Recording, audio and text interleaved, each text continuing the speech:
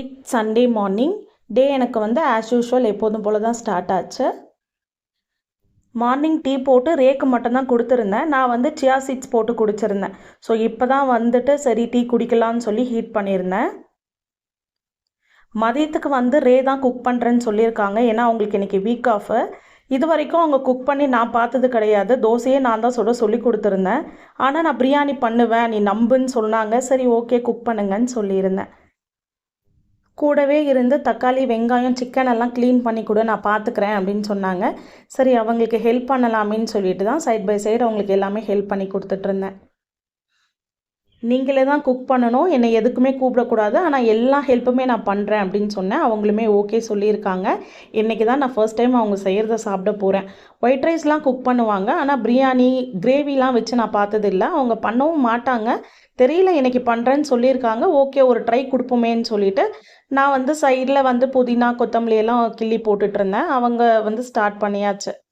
Chicken கிரேவிலாம் சாப்பிடும் போது சொல்லுவாங்க இதை விட நான் சூப்பராக செய்வேன் அப்படின்னு சொல்லி. நான் சும்மா சொல்கிறாங்க போல் நினச்சேன். இதுதான் ஃபர்ஸ்ட் டைம் ட்ரை பண்ணுறாங்க. சாப்பிட்டு பார்த்துட்டு தான் இதுக்கப்புறம் உங்களை கிச்சனுக்குள்ளே விடலாமா வேணாமான்னு டிசைட் பண்ணணும்.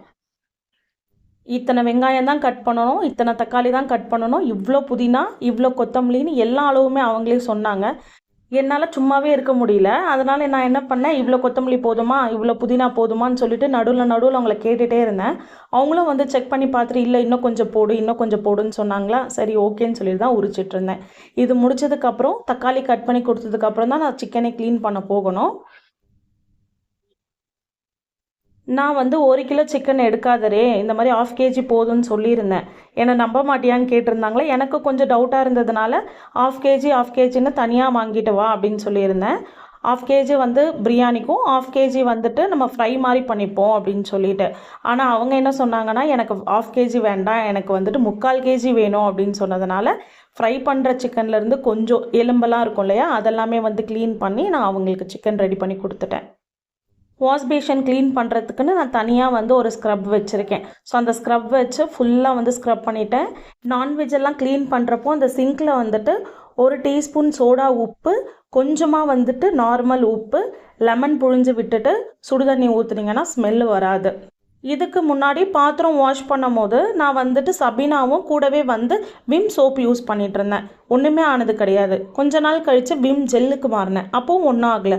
ஆனால் இப்போ ரீசெண்ட் டேஸில் பார்த்தீங்கன்னா கையில் வந்து தோல் உறிஞ்சிட்டே இருக்குது. எதனாலன்னு பார்த்துட்டே இருந்தேன். அதுக்கப்புறம் தான் கண்டுபிடிச்சா விம் ஜெல் தான் அப்படின்னு சொல்லிட்டு. சரி எனக்கு மட்டும்தான் வந்து இந்த மாதிரி ஆகுதுன்னு நினச்சிட்டு அம்மா கிட்ட கேட்டால் இல்லை அம்மாவும் சொல்கிறாங்க ரீசெண்ட் டேஸில் எனக்குமே வந்து தோல் உரியுது அப்படின்னு சொல்லிட்டு. என்னன்னு தெரியல. என் ஹஸ்பண்ட் கிட்ட சொன்னதுக்கு சரி ஓகே பிரில் வந்து ட்ரை பண்ணுன்னு சொல்லியிருக்காங்க. ஆனால் நான் விம்ஜெல் வந்து வாங்கி வச்சுருக்கேன். அது காலியானதுக்கப்புறம் தான் பிரிலுக்கு மாறணும். சிக்கன் 65க்குமே மசாலா அவங்க தான் சொன்னாங்க. அவங்க எவ்வளோ அளவு சொன்னாங்களோ அதே மாதிரி நான் போட்டிருந்தேன். நான் வந்து ரொம்ப சிம்பிளாக தான் பண்ணுவேன். மைதா மாவு, அரிசி மாவு, முட்டை இதெல்லாம் வந்து அந்தளவுக்கு யூஸ் பண்ண மாட்டேன். மைதா வந்து நான் யூஸே பண்ண மாட்டேன். என்ன இருக்கோ அதை வச்சு பண்ணலாம் அப்படின்னு சொல்லியிருந்தாங்க. தயிர், முட்டை, அதுக்கப்புறம் வெறும் அரிசி மாவு மட்டும்தான் போட சொல்லியிருந்தாங்க. நல்லா மிக்ஸ் பண்ணி வச்சதுக்கப்புறம் ஒரு 30 மினிட்ஸ் வந்து மேரினேட் பண்ணணும். ஸோ நீ வந்துட்டு ரெடி பண்ணி வச்சுட்டு போயிட்டு டிவி பாரு, நான் கூப்பிடுறேன் அப்படின்னு சொன்னாங்க. என்ன ஒரு சுகமாக இருக்குது இந்த வார்த்தை, நீ போய் டிவி பாருன்னு சொன்னது. சரி ஓகே நம்ம குக் வித் கோமாளி பார்க்கலாம் அப்படின்னு சொல்லிட்டு அவங்களுக்கு எல்லாம் ரெடி பண்ணி கொடுத்துட்டு நானுமே போயாச்சு. நான் வந்து தம் போட்டுட்டேன், வா ரைத்தா ரெடி பண்ண அப்படின்னு சொல்லி கூப்பிட்டுருந்தாங்க. இன்றைக்கி வந்து வெங்காயம் ரைத்தா இல்லை, குக்கும்பர் வச்சு தான் பண்ண போகிறோம். அதனால் ஒரு குக்கும்பரை எடுத்து பீல் பண்ணிவிட்டு நல்லா குட்டி குட்டியாக கட் பண்ணேன். பார்த்தா குவான்டிட்டி வந்து கொஞ்சம் நிறைய இருக்கிற மாதிரி இருந்ததா, சரி நானும் அவங்களும் ஒரு பாதியை ஷேர் பண்ணி சாப்பிட்டுட்டு பேலன்ஸை மட்டும் ரைத்தாக்கு யூஸ் பண்ணிக்கிட்டோம். அவங்க ஆல்ரெடி தம்லாம் போட்டு வச்சுட்டாங்களா, அதனால் நான் போய் ரெஸ்ட் எடுக்கிறேன், நீ வந்து கூப்பிடு அப்படின்னு சொன்னாங்க. எனக்குமே எந்த வேலையும் இல்லை, எக் மட்டும்தான் பாயில் பண்ணணும். ஆல்ரெடி 65மே அவங்களே வந்து சைட் பை சைடு வந்து பாதி பொரிச்சிட்டு இருந்தாங்க. நான் அந்த பேட்சை எடுத்துகிட்டு ஒரு நியூ பேட்ச் மட்டும்தான் வந்து சிக்கன் 65க்கு போட்டுட்டு அப்படியே இந்த ரூமுக்கும் அந்த ரூமுக்கும் நடந்துட்டு இருந்தேன். குக்கிங் வந்து செகண்டரி தான். அது வந்து நம்ம டேஸ்ட் இன்னும் பார்க்கல. பார்த்ததுக்கப்புறம் அவங்கள பாராட்டலாம். ஆனால் கவுண்டர் டாப்பை அவ்வளோ க்ளீனாக வச்சுருக்காங்க.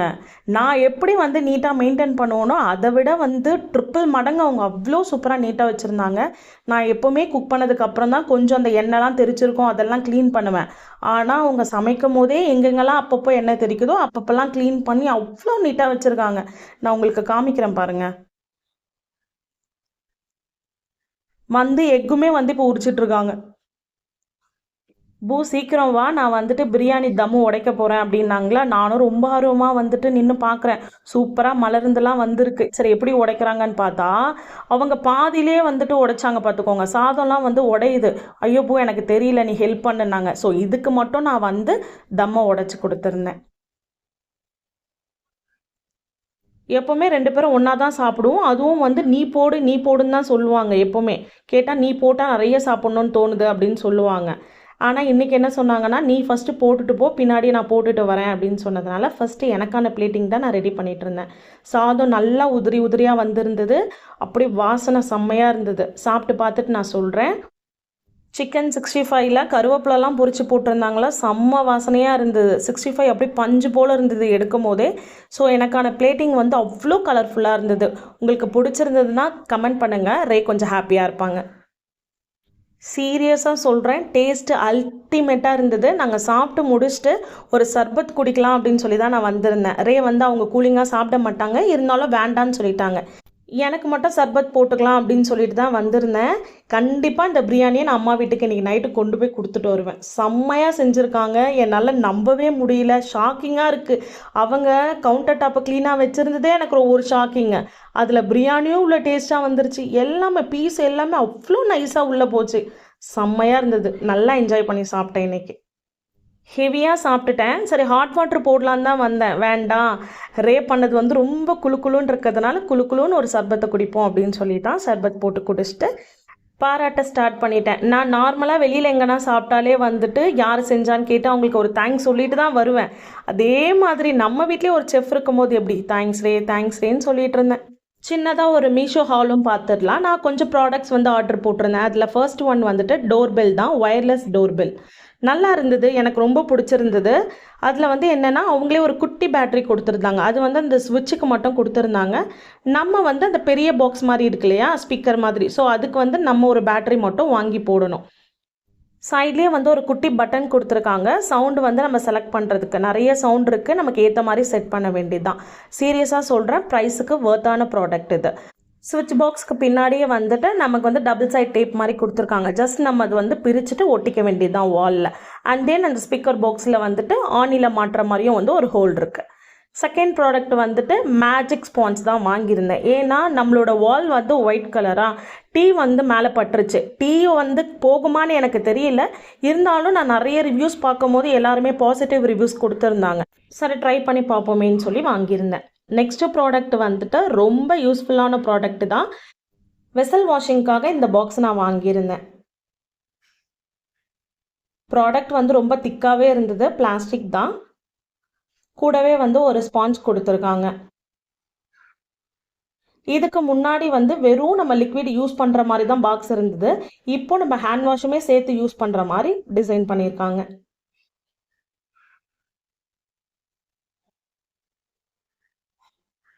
ப்ரைஸுக்கு சீரியஸாக ஒர்த். ஸோ 2 கம்பார்ட்மெண்ட் கொடுத்துருக்காங்க. நான் ஓப்பன் பண்ணி காமிக்கிறேன். இந்த குட்டியாக இருக்கு இல்லையா, இங்கே வந்து நம்ம ஹேண்ட் வாஷ் யூஸ் பண்ணிக்கணும். இந்த சைடு இருக்கிற கம்பார்ட்மெண்ட்டில் வந்துட்டு வெசல் வாஷிங் லிக்விட் வந்து ஊற்றிக்கணும். நைஸ் ப்ராடக்ட், எனக்கு ரொம்ப பிடிச்சிருக்கு இந்த ப்ராடக்ட்டு. எல்லாமே ஒர்க் ஆகுது, எதுவுமே வந்து குறை சொல்கிற மாதிரி இல்லை. லாஸ்ட் ப்ராடக்ட் தான் பார்க்க போகிறோம். நம்மளோட புது சோஃபாக்கு தான் சோஃபா கவர் ஆர்டர் போட்டிருந்தேன். Elastic cover. எலாஸ்டிக் எல்லாம் நல்லா இருந்தது, பட் கிளாத் மட்டும் கொஞ்சம் நைஸாக இருக்கிற மாதிரி எனக்கு தெரிஞ்சுது. 4 சைடும் வந்துட்டு டை பண்ணுறதுக்கான ரோப்புமே கொடுத்துருந்தாங்க. ஆனால் என்னன்னா இது 3 சீட்டர் சோஃபா கவர். ஆக்சுவலாக நம்மக்கிட்ட இருக்கிறது 2 சீட்டர் தான். பட் பார்க்க கொஞ்சம் பல்காக இருக்கே, கரெக்டாக இருக்கும்னு நினச்சி தான் வாங்கியிருக்கேன். இன்றைக்கி வீடியோ இவ்வளோ தான். உங்களுக்கு இந்த வீடியோ பிடிச்சிருந்தா ஒரு லைக் அண்ட் சப்போர்ட் கொடுங்க.